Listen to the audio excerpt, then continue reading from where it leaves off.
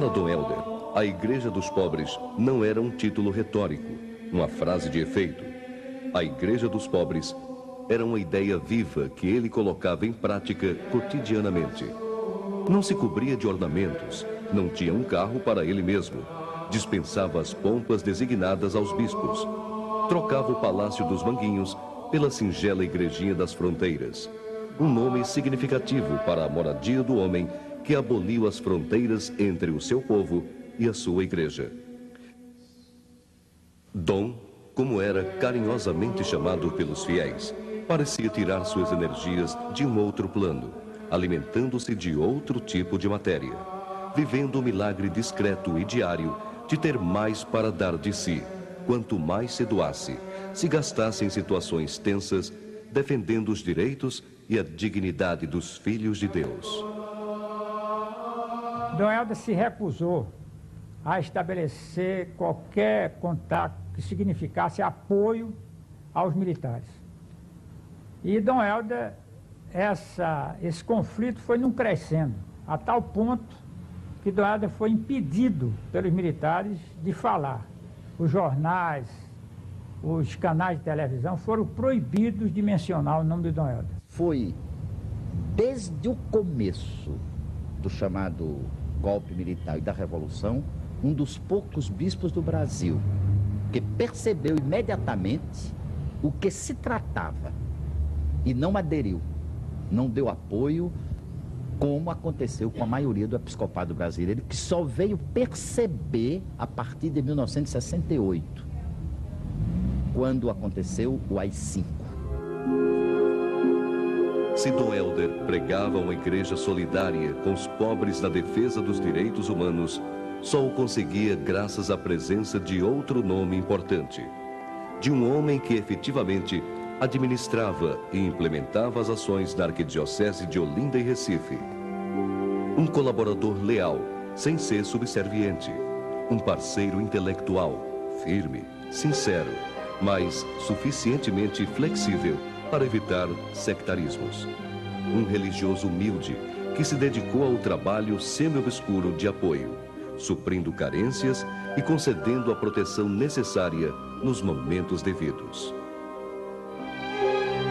Os palácios, o oficial dos Manguinhos e o informal do Jeriquiti, ou como classificava o arcebispo, o coração e o cérebro da arquidiocese, trabalhavam juntos, promovendo cursos, encontros e movimentos.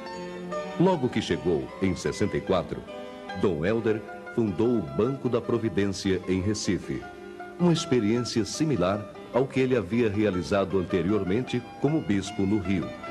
Em 65, começou a articular os trabalhos da Operação Esperança, ao lado da secretária que se tornaria uma espécie de auxiliar terrena do seu anjo da guarda, Maria José Duperron Cavalcante, ou simplesmente Zezita. Conhecia Dom Helder do Rio de Janeiro através do movimento bandeirante. Não imaginava que quando ele chegasse em Recife, ele fosse se lembrar de mim, telefonar e convidar-me para ser sua secretária.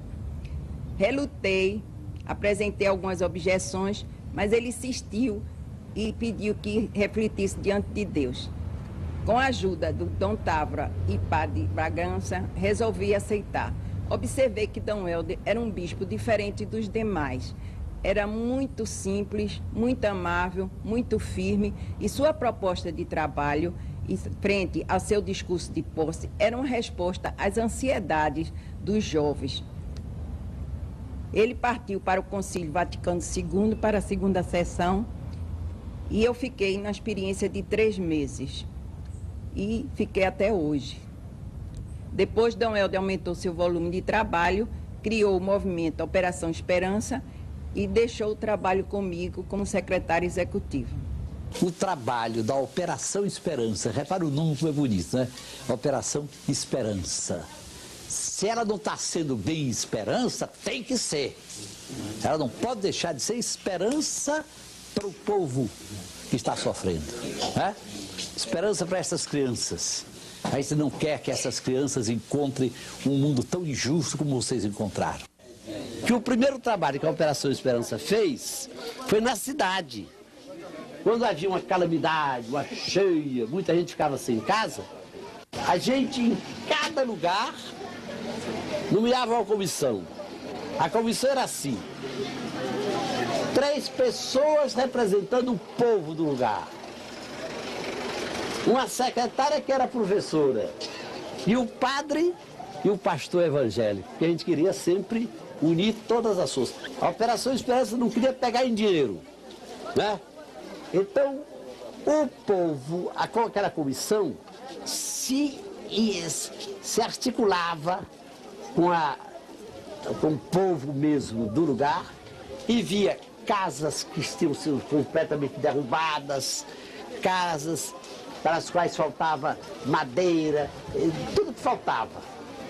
A gente preenchia listas com cópia, ia uma cópia para a Sudene, a outra ficava com o povo. E o povo, em cada lugar, tinha um lugar para receber o material. Então, a Operação Esperança passou a ser uma instituição, uma sociedade sem fins lucrativos, uma ONG, né, como se fala hoje, uma organização da sociedade civil. Com que finalidade? De lutar por todos os meios para a promoção da pessoa humana e contra as injustiças sociais. A maioria daqueles integrantes das favelas eram pessoas provenientes da zona rural que tinham migrado por falta de condições de vida, por falta de condições de trabalho e que vinham engrossar as fileiras dos desempregados e dos favelados na cidade. Então surgiu, né, a ideia de trabalhar com o meio rural. E os homens, muitos vivem no poder e outros latifundiários. Ele fica indignado quando vê um pobre receber uma escritura de terra, né? E por isso eu era de agradecer a Dom Helder Câmara e a toda a unidade da Operação Esperança por esse presente que a gente recebe aí. Muito obrigado. Deus criou a terra para todos. Para todos. A reforma agrária continuaria a fazer parte dos discursos de Dom Helder nos anos seguintes, assim como os clamores por condições de vida igualitárias e cristãs. As injúrias e perseguições ao arcebispo e seus fiéis se tornavam mais agressivas. Afinal, a permanência de Dom Helder à frente da arquidiocese coincidiu com a duração do regime ditatorial imposto em 1964.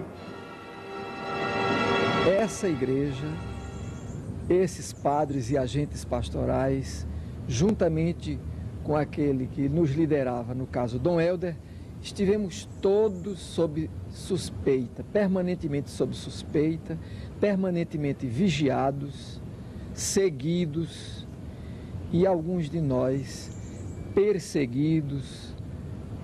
Fomos, muitos de nós, presos, torturados e houve até quem morresse por conta disso. No caso dos padres Pedro e Dário, eles abriram o cortejo dos perseguidos e dos expulsos.